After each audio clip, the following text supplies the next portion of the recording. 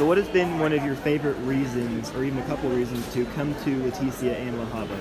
Well, personally, I think that it's just like an amazing opportunity for evangelism, being able to come here and see these kids who have like literally nothing, right? You get to come here, you can share Jesus with them, and like all of them, they come from nothing, right? When you come here expecting to love on the kids and stuff, then you end up getting loved on like just as much as all the kids, right?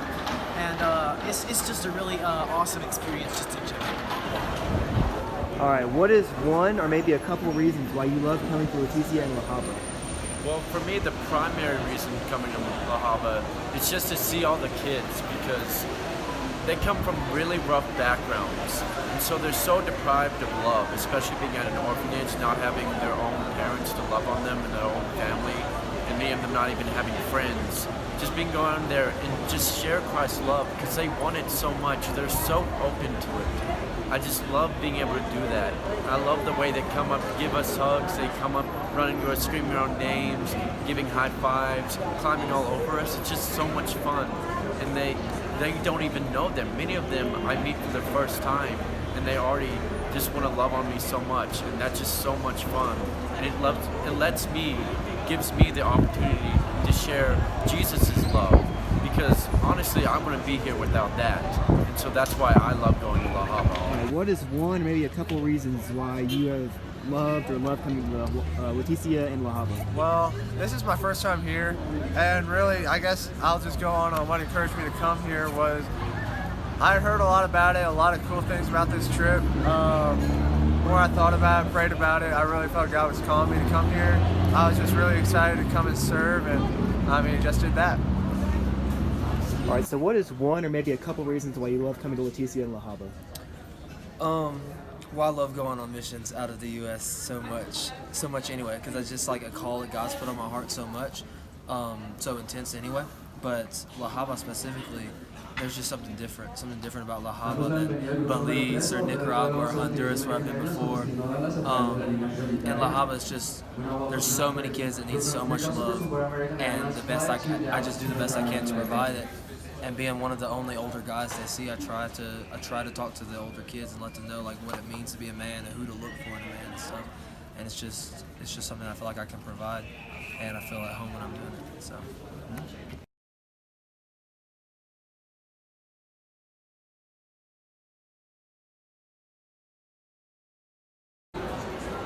All right, so what has been one of your favorite moments this week or even at your time at La Habra in general?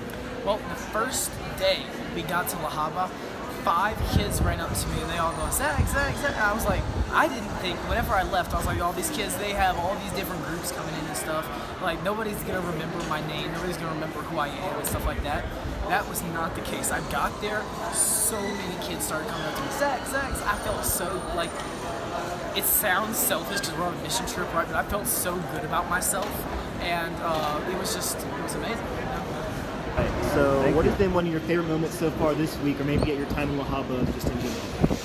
My highlight definitely has to be I got to bond with an older kid by the name of Orlando. He was 15 now, and this is my second trip. Earlier this year I came in March, and Corey and Chad gave a great lesson to where he came forward and he had been going through a lot of rough stuff, he told me, just really bad background. And he said, coming to La Habra, he did not want Christ, he did not care for it whatsoever. But when he heard that sermon, he just realized what he needed, the void that was missing in his life. And so he accepted Christ. And that was really cool to see in March. But now in July to come back and to see him again, to see how he's been living, just to talk with him about that, talk about the Lord and how he's been moving in his life, how it's been working in his life. That's been great. And just build that relationship and build on it, because I know I'm going to come back again, and when I do, I'm going to be able to build on it even more. And that's just been my highlight of this week and all of La Habra. What has been one of your favorite moments so far this week? I mean, a lot of people come here and they talk about how cool it is to have all the kids around you. But really, in my opinion, it was just great to come here and see how everyone comes together as a team. I mean, we all have people who haven't really sort of associated with each other as much whenever we're back at home. we don't talk as much together, but we just come here and all of us have gotten along, and I mean, haven't really argued at all, really just collaborated together to be great, serve the Lord. All right, so what has been one of your favorite moments so far this week, or maybe at your time in La Habra, just in general? This week specifically, this time, because I've only been to La Habra one time before, so this time I bounced around more than I did last year, so I spent a lot of time with one particular person. I was just bounced around between the different groups, seeing what everybody else was doing more, and it's just awesome to see each individual person love in a specific way, and see the kids love in a specific way back. And I think we get in this mindset that there's one specific way to do this, there's one specific thing they need, but there's just so many different ways that God can use all the different people going down there, and so many different ways that the kids, so many different things that the kids need. So that's one of the biggest things I found this trip, at least.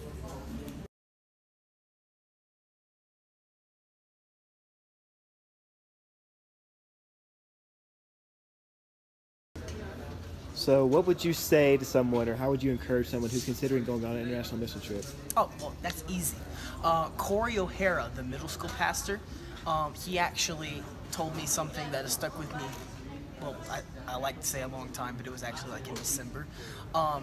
He told me, don't pray for God to open the door, you know? Pray for God to close it. Because when you pray for God to open a door, it's kind of like, I don't know, you might miss it, you know? But like if you're already planning on doing it, like if God doesn't want you there, he won't let you be there, right? But if you plan on going and God wants you there, he'll make it happen. He'll make sure that everything's there financially, spiritually, emotionally, physically. He's got you. But if he doesn't want you to go, then he won't let you. So don't pray for God to open the door. Pray for him to close it. Buenas noches, pasajeros interesados en el vuelo. So how would you, I guess, encourage someone, or let someone know how to go on an international mission trip? Well, one thing, I'd pray about it first and foremost.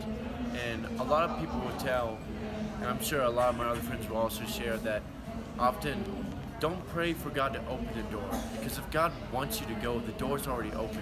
Pray that God will shut the door. Because I know that's what I did, and God led me to both my trips. And he's had a part for me in each and every one, and he's blessed me to show me exactly what I've been able to do.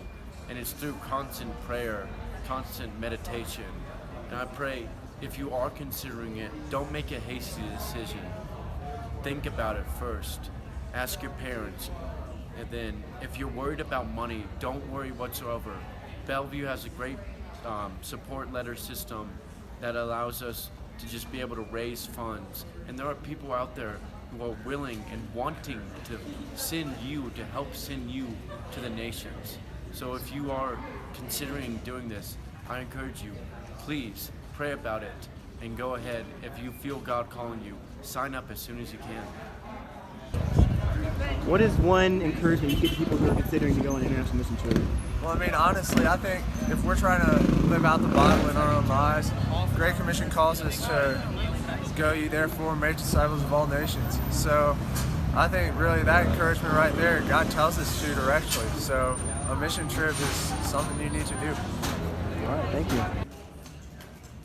All right, so what is one thing or one way that you would encourage someone that's considering going on an international mission trip? Go. Absolutely. I know money's always a big scare going on mission trips, but miraculously I've never had a problem with that. I know safety's a big concern, but I've never had a problem with that. I know just the travel is a big concern, but I've never had a problem with that because God's going to provide exactly what you need, but God tells you to go. So like you got to take that leap, that step of faith first and actually go, and God's going to give you exactly what you need when you get there. And I promise you'll be blessed beyond what you can imagine at all. So that's all I got.